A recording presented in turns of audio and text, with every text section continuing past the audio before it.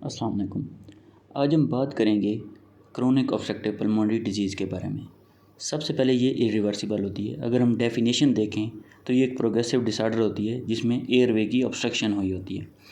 और अभी हम आते हैं स्पायरोमीट्री की तरफ। स्पायरोमीट्री में FEV1 की वैल्यू लेस दैन 80% और FEV1 और FVC की वैल्यू लेस दैन 0.7।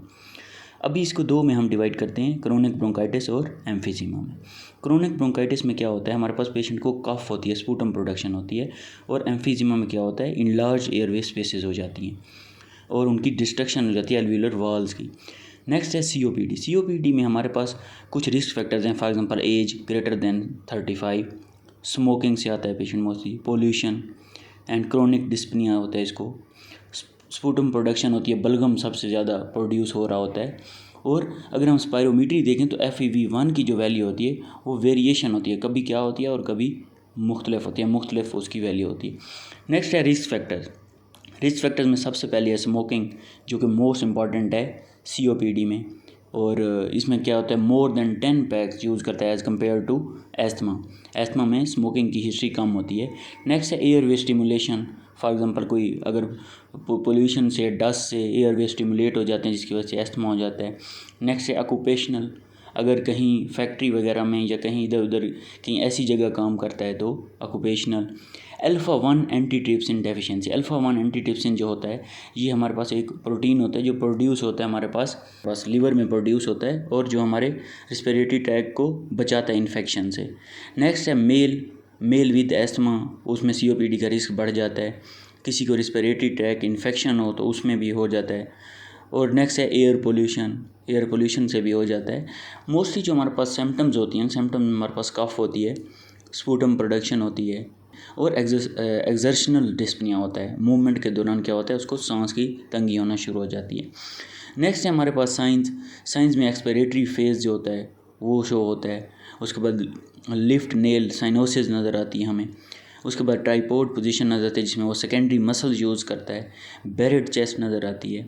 उसके बाद हमारे पास क्या होता है, हूवर साइन नज़र आती है हमें। बेरेड चेस्ट में उसकी चेस्ट बाहर से निकली होती है, इससे बाहर निकली होती है, हूवर साइन नज़र आता है।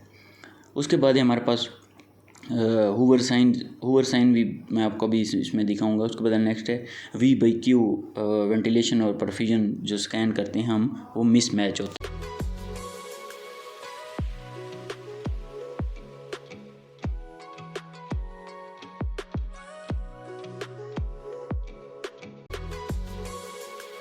अभी हम बात करेंगे पैराक्लिनिक के बारे में। तो चेस्ट एक्सरे में हमें क्या नज़र आएगा, हमें इनलार्ज लंग नज़र आएगा, एयर पॉकेट्स नज़र आएंगी जिसे बुल्ले कहते हैं, फ्लैटन डायफ्राम नज़र आएगा। उसके बाद है हमारे पास रेजिडुअल वॉल्यूम। रेजिडुअल वॉल्यूम क्या है, रेजिडुअल वॉल्यूम वो वॉल्यूम है जब हम सांस लेते हैं उसके बाद जो हवा अंदर रह जाती है उसको हम क्या कहते हैं, रेजिडुअल वॉल्यूम। तो ये भी हमारे पास इंक्रीज़ होगा। उसके बाद है total lung capacity. Total lung capacity क्या है, the maximum volume of air the lung can hold, it's called total lung capacity. तो टोटल लंग कैपेसिटी भी इसमें इंक्रीज़ होगी। तो हमारे पास नेक्स्ट है residual volume over total lung capacity की जो रेशियो है वो भी हमारे पास इंक्रीज़ हो जाएगी। फोर्स एक्सपिरेटरी वॉल्यूम इसमें या तो हमारे पास डिक्रीज़ होगा या हमारे पास नॉर्मल होगा COPD में। अभी हमारे पास जो फोर्स वाइटल कैपेसिटी होगी, फोर्स वाइटल कैपेसिटी क्या है, force vital capacity total amount of air that is exhaled during the FE1 test. Force expiratory volume test के दौरान वो टोटल अमाउंट ऑफ एयर जो हम बाहर निकालते हैं उसको कहते हैं फोर्स वाइटल कैपेसिटी। तो ये भी हमारे पास क्या होगी, फोर्स वाइटल कैपेसिटी डिक्रीज़ होगी। फोर्स एक्सपिरेटरी वॉल्यूम भी डिक्रीज़ होगा या नॉर्मल होगा, लेकिन फोर्स वाइटल कैपेसिटी इसमें डिक्रीज़ होगी। तो अगर हम इन दोनों की रेशियो लें तो वो भी हमारे पास ओवरऑल डिक्रीज़ हो जाएगी। नेक्स्ट हम DLCO कर सकते हैं, diffuse capacity of lung for carbon monoxide. तो ये जो होती है DLCO, ये हमारे पास COPD में कम होती है लेकिन एस्थमा में हमारे पास इंक्रीज़ होती है। नेक्स्ट जो है इन्वेस्टिगेशन ऑफ चॉइस, उसमें हम CT स्कैन भी कर सकते हैं। CT स्कैन में क्या है, हम टू चेक फॉर कैंसर और टू डिसाइड फॉर सर्जरी, इन दो रीज़न्स की वजह से हम CT स्कैन भी कर सकते हैं। अभी हम बात करते हैं स्टेजेस ऑफ COPD के बारे में। सबसे पहली स्टेज हम इसमें फोर्स एक्सपिरेटरी वॉल्यूम देखते हैं। अगर ये हमारे पास ग्रेटर देन और इक्वल टू 80 हुआ तो हम कहते हैं स्टेज 1 है और ये माइल्ड स्टेज है। अगर यही लेस देन 80 और ग्रेटर देन 50 हुआ 50%, तो हम कहते हैं stage 2 it's moderate stage. Next है अगर यही लेस देन 50 ग्रेटर देन 30% हुआ तो हम किसको कहते हैं stage 3 or severe stage. Next है अगर हमारे पास यही ग्रेटर देन लेस देन अगर हमारे पास लेस देन 25 है तो हम इसको कहते हैं वेरी सीवियर स्टेज, और इसमें हमारे पास जो PaO2 होता है वो हमारे पास लेस देन 55 mmHg होता है, इसको हम कहते हैं very severe stage of COPD। अभी हम बात करेंगे कि COPD और एस्थमा में मेजर डिफरेंस क्या है एज के हवाले से, smoking, sputum production, allergies, disease काज और spirometry. So COPD and asthma. सबसे पहले हम बात करते हैं एज ऑनसेट की। जो हमारे पास COPD और एस्थमा का पेशेंट, अभी हम बात करते हैं एस्थमा का पेशेंट जो होता है हमारे पास लेस देन 35 ईयर ओल्ड होता है मोस्टली, लेकिन COPD का patient more than 35 year old होता है।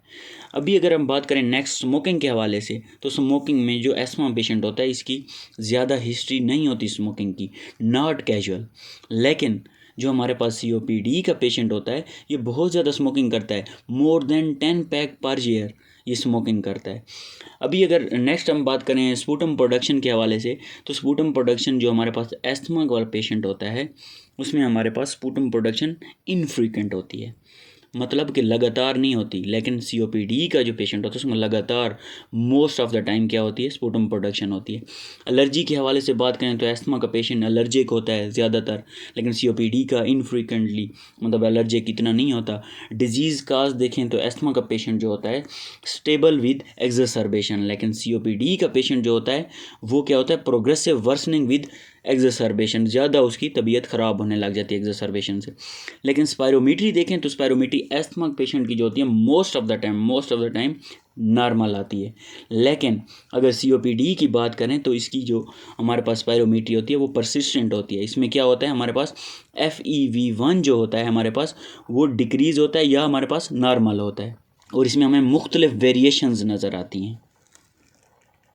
अभी नेक्स्ट वीडियो में हम बात करेंगे कि COPD एक्सरबेशन क्या होती है, COPD एक्सरबेशन का काज क्या है, COPD एक्सरबेशन का ट्रीटमेंट क्या है, COPD का जनरल ट्रीटमेंट क्या है, तो वो हम अभी बात करेंगे अपनी नेक्स्ट वीडियो में।